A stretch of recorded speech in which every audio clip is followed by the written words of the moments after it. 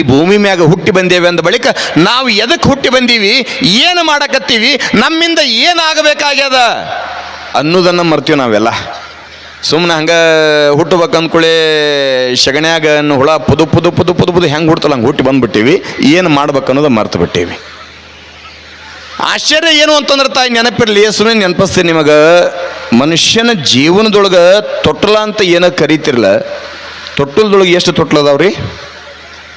ಎಷ್ಟು ಅದಾವ ತೊಟ್ಲ? ತೂಗಿರಲ್ಲ. ಹ್ಞೂ ತೂಗಿರಲ್ಲ ಯವ್ವ. ಬಹುಶಃ ನೀವು ಯಾರು ತೂಗಿಲ್ಲ ಅನ್ಸತ್ತ, ಸುಮ್ಮನೆ ಕುಂತೀರಿ. ತೂಗಿರಿಲ್ಲ. ಹ್ಞೂ ತೂಗಿರಲ್ಲ. ತೊಟ್ಟಲದೊಳಗೆ ಎಷ್ಟು ತೊಟ್ಲದಾವ? ಒಂದ. ಹೌದ್ರಿ? ಇನ್ನೊಮ್ಮೆ ವಿಚಾರ ಮಾಡ್ರಿ, ಎಷ್ಟು ತೊಟ್ಲದಾವ? ಎಟ್ರಿ? ಸುಮ್ಮನೆ ಹೇಳು ಮರ, ಹೇಳಕ್ಕೆ ಬಂದೀನಿ. ಹೇಳ್ಬೇಡ, ನಮ್ಮನ್ನ ಯಾಕೆ ಕೇಳ್ತೀವಿ ಹಳ್ಳೆ ಮಳ್ಳಿ ಅಂತೀರಿ ನೀವು? ಅಲ್ಲ, ನಮಗೆ ನಿಮಗೆಲ್ಲ ಗೊತ್ತಿರೋದು ತೊಟ್ಲ ಅಂದ್ಕೊಳ್ಳೆ ಎಲ್ಲರಿಗೂ ಕೂಡ ಒಂದ ತೊಟ್ಲ. ಯಾಕೆ ನಾನು 3 ಮಕ್ಕಳು ತಂದಿದ್ದೇನೆ, ನಾನು ತೊಟ್ಲ ತೂಗಿದೆವನ. ಮತ್ತೆ ಗೊತ್ತಿದ್ದವ ಮತ್ತೆ ಯಾಕೆ ಇಷ್ಟು ಕೇಳಕತ್ತಿ ಅಂತ ನನಗೆ ಅನ್ಬೋದು. ನೀವು ನೆನಪಿರ್ಲಿವ, ತೊಟ್ಟಲದೊಳಗೆ ಒಂದು ತೊಟ್ಟಲ್ಲ, ತೊಟ್ಟಲದೊಳಗೆ 3 ರೀತಿಯಾಗಿರ್ತಕ್ಕಂಥ ತೊಟ್ಲದಾವ. ಎಷ್ಟ್ರಿ? 3 ಪ್ರಕಾರ ತೊಟ್ಲದಾವ. ಯಾವ್ಯಾವ 3 ಪ್ರಕಾರ ತೊಟ್ಲ ಅಂತಂದು ವಿಚಾರ ಮಾಡಿರ್ತಾಯಿ. ಮೊದಲನೇ ತೊಟ್ಟಿಲ ನೀವೇನ ತಾಯಿ ಗರ್ಭದಿಂದ ಹೊರಗೆ ಬಂದ ಮ್ಯಾಗ 4 ಹಗ್ಗ ಕಟ್ಟಿ ಚಲೋ ತೊಟ್ಲ ತೊಗೊಂಬಂದು ತೂತಿರಲ್ಲ, ಆ ತೊಟ್ಲ ಅಲ್ಲ. ಹುಟ್ಟುವಂಥ ಹೆಣ್ಣೆ ಆಗಲಿ ಗಂಡೆ ಆಗಲಿ ಮೊದಲನೇ ತೊಟ್ಲ ಯಾವುದು ಅಂತಂದ್ರೆ ತಾಯಿಯ ಗರ್ಭ ಎನ್ನುವಂಥದ್ದು ಮೊದಲನೇ ತೊಟ್ಲ. ಹೆಂಗ ಅಂತ ನೀವು ಕೇಳಬಹುದು. ಸುಮ್ಮನಂಗೆ ನಿಮ್ಗೆ ನೆನಪಿಸ್ತೀನಿ. ಮನ್ಯಾಗ ಮಗಳಾಗಲಿ ಸೊಸೆಯಾಗಲಿ ಗರ್ಭ ಧರಿಸಿದ್ಲು ಅಂತಂದ್ರೆ ಒಂದು 7-8 ತಿಂಗಳಿಗೆ ಬಂದ್ಲು ಅಂತಂದ್ರೆ ಹೊಟ್ಯಾಗ ಕೂಸಿ ಅಂದ್ರೆ ಒದ್ಯಾಕತ್ತೆ ಅಂದ್ರೆ ಹೆಂಗೆ ಕರಿತಾರೆ ಗೊತ್ತೀನಿ? ಈಗ ಅತ್ತಿ ಇಲ್ವಾ ಕಿವಿ ಕೊಡಿ ಎಷ್ಟು ಚಂದ ಒದಿತೈತೆ ಹೊಟ್ಟೆಗೆ. ಗಂಡನ ಕರೆದು ತೋರಿಸಿರೀಗ, ಏ ಯಜಮಾನ ಬಾಯಿಲೆ ಹೊಟ್ಟೆ ಕೂಸು ನೋಡ ಹೆಂಗೆ ಹೋಯ್ತು ಅಂತ ತಿಳ್ಕೊಂಡು ಹೊಟ್ಟೆ ಕಿವಿ ಕೊಟ್ಟು ತೋರಿಸ್ತಿರಲ್ಲ, ಒದ್ಯದ ನಿಮಗೆ ಗೊತ್ತಾಗುತ್ತಲ್ಲ ತಾಯಿ, ಗೊತ್ತಾಗುತ್ತಲ್ಲ, ಕರೆದು ತೋರಿಸ್ತಿರಲ್ಲ. ವಿಚಾರ ಮಾಡ್ರಿ, ಹೊಟ್ಟೆಯೊಳಗೆ ಕೂಸು ಒದಿಯುವುದು ತಾಯಿ ಗರ್ಭದೊಳಗಿದ್ದಾಗ ಕೂಸು ಒದ್ದಾಗ ನಗು ಬರ್ತದ. ಮನೆಯೊಳಗೆ ಎಲ್ಲರೂ ಕೂಡ ಕಿವಿ ಕೊಟ್ಟು ಕೇಳಿ ಆನಂದ ಪಡ್ತೀರಿ. ತಾಯಿಯ ಗರ್ಭದೊಳಗಿದ್ದಾಗ ಹೆಣ್ಣಾಗಲಿ ಗಂಡಾಗಲಿ ಶಿಶು ಒದ್ದಾಗ ತಾಯಿ ನಗತಾಳೆ. ಅದೇ ತಾಯಿಯ ಗರ್ಭದಿಂದ ಹೊರಗೆ ಬಂದ ಬಳಿಕ ತಾಯಿ ಒದ್ದ ಅಂತಂದ್ರೆ ಅದ ಪೂರ್ವ ಜನ್ಮದ ಕರ್ಮ ಅಂತ ಕರೀತಾರ. ಹಾಗಾದ್ರೆ ತಾಯಿ ಗರ್ಭದೊಳಗೆ ತೊಟ್ಲ ಕೂಸು ಹೆಂಗ್ ಮಲಗತ್ತಂತಂದ್ರ, ನೀವು ಹೆಂಗ ಮನ್ಯಾಗ ತೊಟ್ಲ ಕಟ್ಟಿದಾಗ ತೂಗಿದಾಗ ಹಿಂದ್ಕ ಮುಂದ್ಕ ಹೆಂಗ ಸೂಸು ಗಾಳಿ ಬೀಸಿದಾಗ ಮಗು ಮಕ್ಕೊಂತೈತೆ ಅಂತಿರಲ್ಲ, ಹಂಗ ಮನ್ಯಾಗ ಮಗಳಾಗಿರ್ಲಿ ಸೊಸಿ ಆಗಿರ್ಲಿ ತುಂಬು ಗರ್ಭವತಿದಾಳಂತಂದ್ರೆ ಹಿಂಗೆ ಒಂದಿಷ್ಟು ಹೊರಗ ಅಡ್ಡಾಡಕತ್ಲಂದ್ರೆ ತಾಯಿಯ ಗರ್ಭದೊಳಗಿರ್ತಕ್ಕಂಥ ಶಿಶುವಿಗೆ ತೊಟ್ಲ ತೂಗುದಂಗಾಗತ್ತಂತ. ತಾಯಿ ಗರ್ಭದೊಳಗೆ ಕೂಸು ಮಲ್ಕೊಂಡು ಬಿಡ್ತದ. ಮೊದಲನೇ ತೊಟ್ಟಲ ಯಾವುದು ಅಂದ್ರೆ ತಾಯಿಯ ಗರ್ಭ ಎನ್ನುವಂತ ಮೊದಲನೇ ತೊಟ್ಲ. ತಾಯಿಯ ಗರ್ಭದ ನಂತರ 2ನೇ ತೊಟ್ಲ ಯಾವಾಗ ಅಂತಂದ್ರ ತಾಯಿಯ ಗರ್ಭದಿಂದ ಭೂತಾಯಿ ಗರ್ಭಕ್ಕೆ ಬಂದ ಮ್ಯಾಗ ಏನೋ ತೂಗುತ್ತಿರ್ಲಿವ, ಇದು 2ನೇ ತೊಟ್ಲ. ಈ 2ನೇ ತೊಟ್ಲದ ವಿಶೇಷತೆ ಎಷ್ಟು ಅದ್ಭುತ ಐತೆ ಅಂತಂದ್ರೆ, ನೆನಪಿರ್ಲಿ, ಹಗ್ಗ ಏಸ್ ಕಟ್ತೀರಿ ತೊಟ್ಲಕ್ಕ? ಎಸ್ರಿ? ವಿಚಾರ ಮಾಡ್ರಿ ಇನ್ನೊಮ್ಮೆ, ಏಸ್ ಕಟ್ತೀರಿ ಹಗ್ಗನ? ಇನ್ನೊಮ್ಮೆ ವಿಚಾರ ಮಾಡ್ರಿ, ಹಗ್ಗ ಏಸ್ ಕಟ್ಟಿರಿ? ಎಷ್ಟರ ಕೇಳ್ತಿದ್ದ ನೀವ ಅಂತೀರಿ ನೀವು. ಅಲ್ಲ, 2-4 ಮಕ್ಕಳು ತಂದೆ ಅಂತಾನ ತೊಟ್ಲ ಕಟ್ಟ್ಯಾನ, ಮತ್ತು ನಮ್ಮನ್ನ ಕೇಳ್ತಾನೆ ಅಂತೇಳಿ ನೆನಪಿಸಕತ್ತೀನಿ ನಿಮಗೆ. ತೊಟ್ಲಕ್ಕೆ ಹಗ್ಗ ಎಸದವ? 4 ಅಲ್ರಿ, 5 ಹಗ್ಗದಾವ. ಅಯ್ಯೋ ದುರ್ಗೋನುಂಗ್ಲಿ, ಇನ್ನೊಂದು ಎಲ್ಲಿ ತಂದ ಒಂದ್ಗಿಂದಿರಿ ನೀವು. 5ನೇ ಹಗ್ಗ ಇಲ್ಲೇನು ಕುಂತಲ್ಲ ಮುರುಗೇಂದ್ರಪ್ಪ ಅವರು, ಇಲ್ಲೇನು ವೇದಿಕೆ ಮೇಲೆ ಕುಂತಲ್ಲ ಸ್ವಾಮಿಗಳು, ಅಜ್ಜವರು, ನಮ್ಮೂರಿನ ನಮ್ಮ ಪಾಲಿನ ಆರಾಧ್ಯ ದೈವ, ಅವ್ರಿಗೆ ನಮಗೆ ಸಂಬಂಧಪಟ್ಟದ. ಸಂಸಾರಿಕನಿಗೂ ಸನ್ಯಾಸಿಗೂ 4 ಹಗ್ಗವನ್ನು ಕಟ್ಟಿರಿ ಅಂತಂದ್ರೆ 4 ಹಗ್ಗಗಳ ಸಾರ ಋಗ್ವೇದ, ಯಜುರ್ವೇದ, ಸಾಮವೇದ, ಅಥರ್ವಣ ವೇದ ಅಂತಕ್ಕಂಥ 4 ವೇದದ ಹಗ್ಗಗಳದಾವಂತಂದ್ರು ಕೂಡ ನೆನಪಿರ್ಲಿವ. ಯಾರ್ದಾದ್ರು ಮನೆಯೊಳಗೆ ತೊಟ್ಟದ ಕೂಸು ಮಲಗಿಸಿದಾಗ ಕೂಸು ಯಾಕೆ ಕಳ್ತೈತ್ರಿ? ಎದಕ್ಕೆ ಕಳ್ತೈತ್ರಿ? ಹೊಟ್ಟೆ ಹಸ್ತಿರ್ತೈತಿಯಪ್ಪ, ಅದಕ್ಕೆ ಕಳ್ತೈತಿ. ಸರಿ, ಹೊಟ್ಟೆ ತುಂಬ ತಾಯಿ ಎದೆ ಹಾಲನ್ನು ಉಣಿಸ್ಯಾಳ, ಆದ್ರೂ ಕೂಡ ಕೂಸು ಅಳಾಕತ್ತೈತಿ. ಕಾಲಿಗೆ ಏನಾರ ತಗಣಿ ಕಡಿತಿರಬಹುದ? ಏನೂ ಇಲ್ಲ, ತೊಟ್ಟ ಭಾಳ ಸ್ವಚ್ಛ ಐತಿ, ಆದ್ರೂ ಕೂಡ ಕೂಸು ಅಳಾಕತ್ತೈತಿ. ಪ್ರಭುಲಿಂಗ ಲೀಲೆ ಒಳಗ ಚಾಮರಸ ಕವಿ ಏನಂತ ಬರಿತಾನಂತಂದ್ರೆ, ನೆನಪಿರ್ಲಿ ತಾಯಿ, ಕೂಡ್ಲೂರೇಶ್ವರ ಅಂತ ತಿಳ್ಕೊಂಡು ಮಹಾಯತಿ ವರ್ಯರು ಒಂದು ಮನೆಗೆ ತೊಟ್ಲು ಕಾರ್ಯಕ್ರಮಕ್ಕೆ ಹೋಗಿದ್ರು. ಆ ತೊಟ್ಟಲು ಹಾಕಿರ್ತಕ್ಕಂಥ ಕೂಸು ಅಳಾಕತ್ತಿತ್ತಂತ. ತಾಯಿ ಎದೆ ಹಾಲನ್ನು ಉಣಿಸ್ಯಾಳ, ತೊಟ್ಟಲದೊಳಗೆ ಏನೂ ಇಲ್ಲ, ಆದರೂ ಕೂಡ ಕೂಸು ಅಳಕತ್ತೈತಿ. ಅಳುವಂಥ ಸಮಯದೊಳಗೆ ಮುರುಗೇಂದ್ರ ಅಜ್ಜವರು ಬಹಳ ಅದ್ಭುತವಾಗಿರ್ತಕ್ಕಂಥ 4 ಸಾಲಿನ ಈ ವಚನ, ಈ ಒಂದು ಗೀತೆಯನ್ನು ಕೊಡ್ಬೇಕಾದ್ರೆ ಇಟ್ಟು ಖುಷಿ ಅನಿಸ್ತು, ನಾನು ಕೂಡ ಬಿಡಿಸ್ಬೇಕಂತ ಹೇಳಿ. ಏನು ಅಂತಂದ್ರೆ ಕೂಸು ಯಾಕೆ ಅಳತದೆ ತೊಟ್ಟಲೊಳಗೆ ಅಂತಂದ್ರೆ ತಾಯಿ ಹಸಿವೆ ಆಗ್ಯದಂತಲ್ಲ, ಕಾಲೊಳಗೆ ತಗಣಿ ಕಡಿಯಾಕತ್ತೈತಂತಲ್ಲ. ಹೇಳ್ತಾರ ಅವ್ರು ಏನಂತ, ಅಳುತ್ತಿದ್ಯಾ ಕಂದ ನೀನು ಅಳುತ್ತಿದ್ಯಾ, ತಿಳಿಯದೆ ಮರೆತು ಮರ್ತ್ಯಕ್ಕೆ ಬಂದೇನೆಂದು.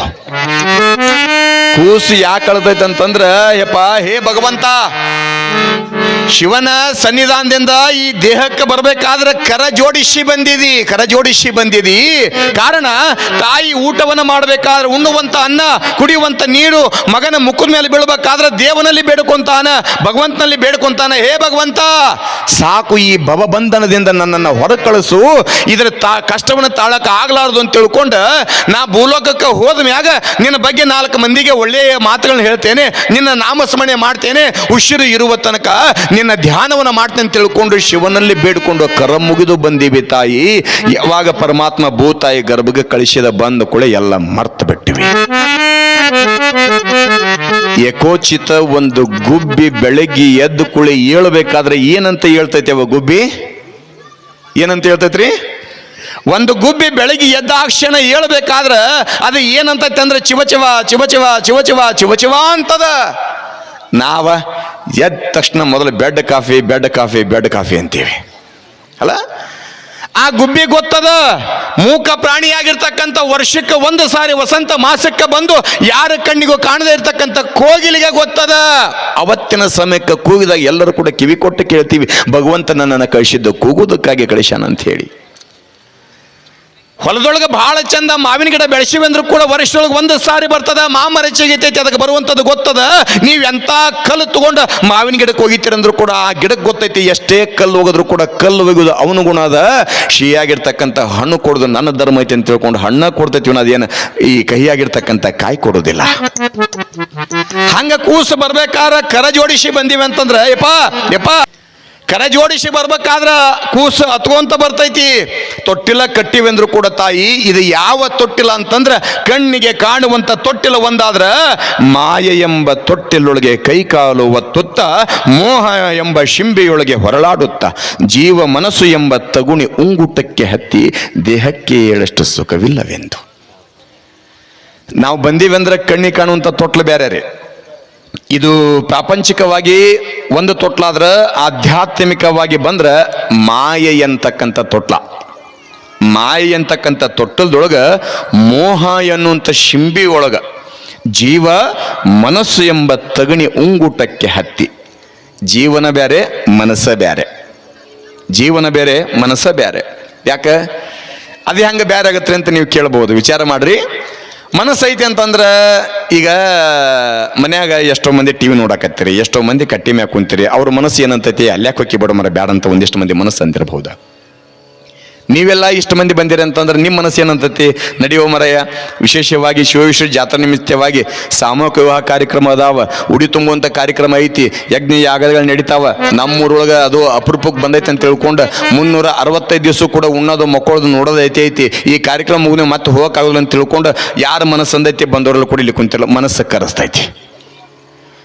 ಆಶ್ಚರ್ಯ ಏನು ಅಂತಂದ್ರೆ ಜೀವ ಮನಸ್ಸು ಎನ್ನುವಂಥದ್ದು ಶರೀರಕ್ಕೆ ತಗಣಿಯ ಕಡೆಕತ್ತೈತಂತ ಮುಂದೆ ಹೇಳ್ತಾರವರು, ತಂದೆ ತಾಯಿಗಳಿಂದ ಬಂಧನದೊಳು ಬಿದ್ದು ಮುಂದೇನು ಗತಿ ಕೆಡುವೆನೆಂದು ಅಂದ ಚಂದದಿ ಬಂದು ಮೊಲೆ ಕೊಟ್ಟು ಹಾಲುಣಿಸಿ ತದಂತ ವಿಷಯಕ್ಕೆ ಬಲಿ ಕೊಡುವರೆಂದು.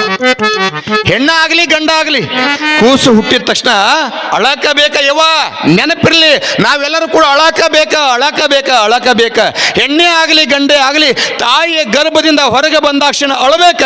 ನೀ ಅಳುದನ್ನು ನೋಡಿ ತಂದೆ ತಾಯಿ ಖುಷಿ ಪಡ್ತಾರ, ನಗತಾರ. ನೀ ಬರುವಾಗ ಅಳುತ್ತಲಿದ್ದಿ ಜಗತ್ತು ನಿನ್ನನ್ನು ನೋಡಿ ನಗುತ್ತಲಿತ್ತು. ಬರ್ಬೇಕಾದ್ರೆ ಎಲ್ರು ಕೂಡ ಅಳುತ್ತಾರ, ಆದ್ರ ಅಳಲಿಲ್ಲ ಅಂದ್ರೂ ಕೂಡ ಕಡೆ ಕುಂಡಿ ಚೂಟಿರ ಅಳಿಸ್ತಾರ. ನೋಡಿರ್ಬೇಕಾದ್ರೆ ಅಳಬೇಕ. ಅದ್ರ ನೀವ್ ಎಷ್ಟು ಮಜಾ ಹೇಳಕ್ಕವಲ್ಲ. ನಿಮಗೇನ್ರ ಮನಿ ಕಡೆ ನೆನಪಾಗಿರ್ಬೇಕು, ಬಗಲ ಸಣ್ಣ ಕೋಸಿ ಎತ್ಕೊಂಡ್ ಬಂದಿರ್ತೀರಿ.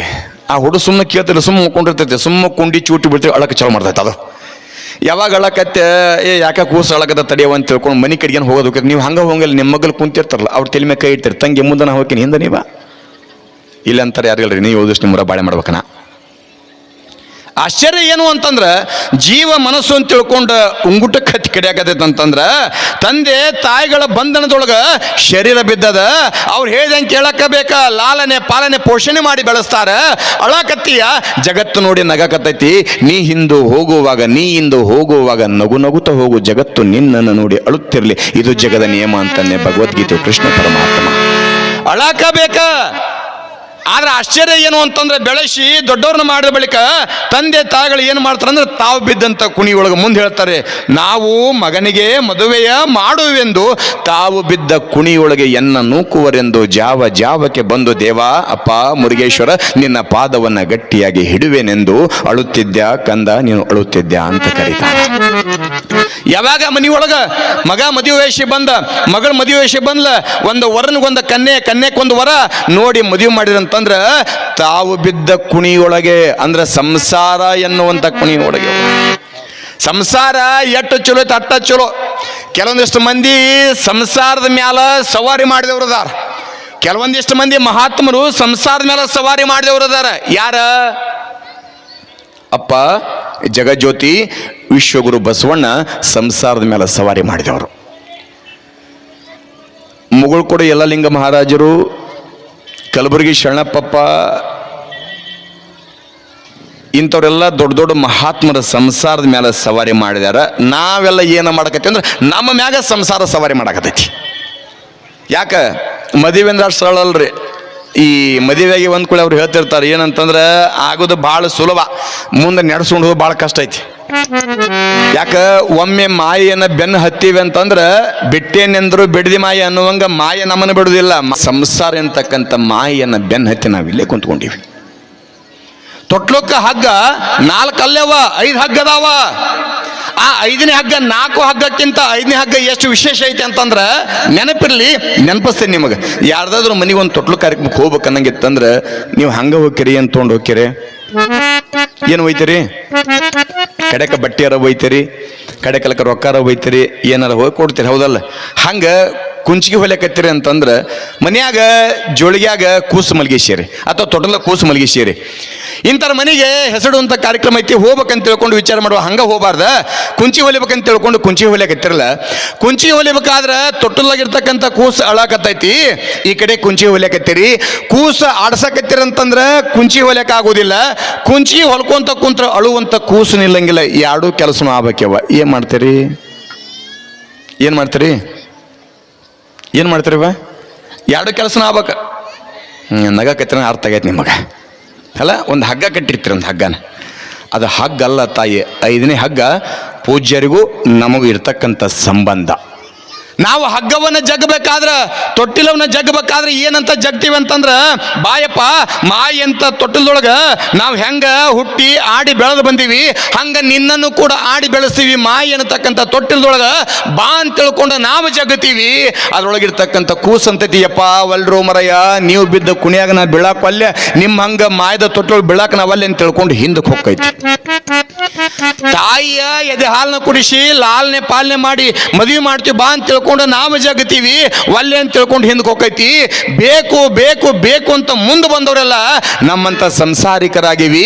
ಬೇಡಪ್ಪ, ಸಾಶ್ವಿ ಕಾಣಷ್ಟು ಸುಖಕ್ಕೆ ಸಾಗರದಷ್ಟು ದುಃಖ ಐತಿ. ತಂದೆ ಅಂದವನು ತಂದೆ, ತಂದೆ ಅಂದವನು ತಂದೆ, ತಾ ಅಂದವಳು ತಾಯಿ.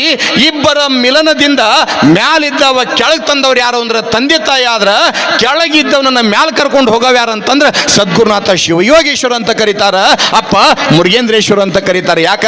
ಬ್ಯಾಡೋ ತಮ್ಮ ಸಾಶ್ವಿ ಕಾಣಷ್ಟು ಸುಖಕ್ಕೆ ಸಾಗರದಷ್ಟು ದುಃಖ ಬೇಡ ಅಂತ ತಿಳ್ಕೊಂಡು ಹಿಂದಕ್ಕೆ ಸರ್ದವರೆಲ್ಲ ಏನಾಗ್ಯಾರ ಅಂದ್ರೆ ಮುರುಗೇಂದ್ರ ಅಪ್ಪನಂತರಾಗ್ಯಾರ.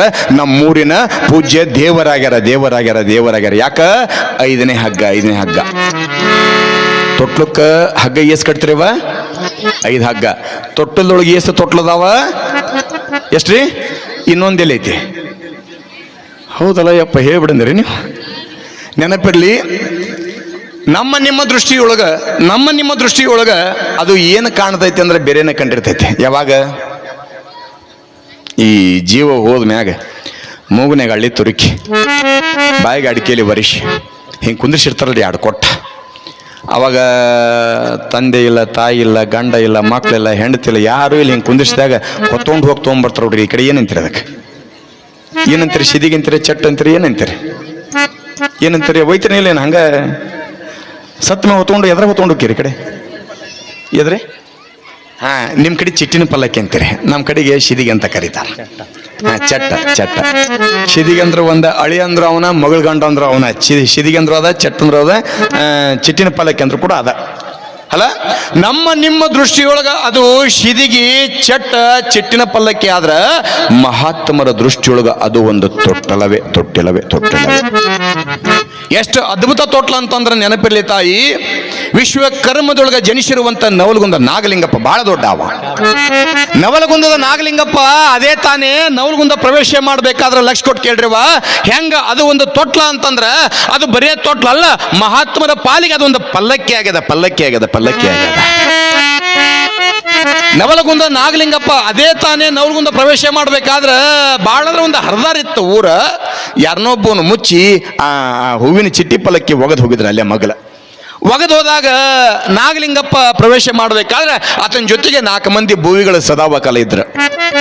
ನವಲಗುಂದ ನಾಗಲಿಂಗಪ್ಪ ಯಾವಾಗ ನವಲಗುಂದ ಪ್ರವೇಶ ಮಾಡಕತ್ತಾನ, ಪ್ರವೇಶ ಮಾಡುವಂತ ಸಮಯದೊಳಗ ನಾಗಲಿಂಗಪ್ಪಂದ ತನ್ನ ಶಿಷ್ಯರಿಗೆ, ಲೇ ಮಕ್ಕಳ, ಈ ಸದ್ದ ನಿಂತ ಸಮಯದೊಳಗ, ಈ ಸದ್ದ ನಿಂತ ಜಾಗದೊಳಗ ಈ ಸದ್ದನ ಹೆಜ್ಜೆ ಕಿತ್ತಿಡ್ಬೇಕಂದ್ರ ನನ್ನ ಪಲ್ಲಕ್ಕಿ ಊರಾಗ ಹೊಂಡ್ಬೇಕಂದಾತ.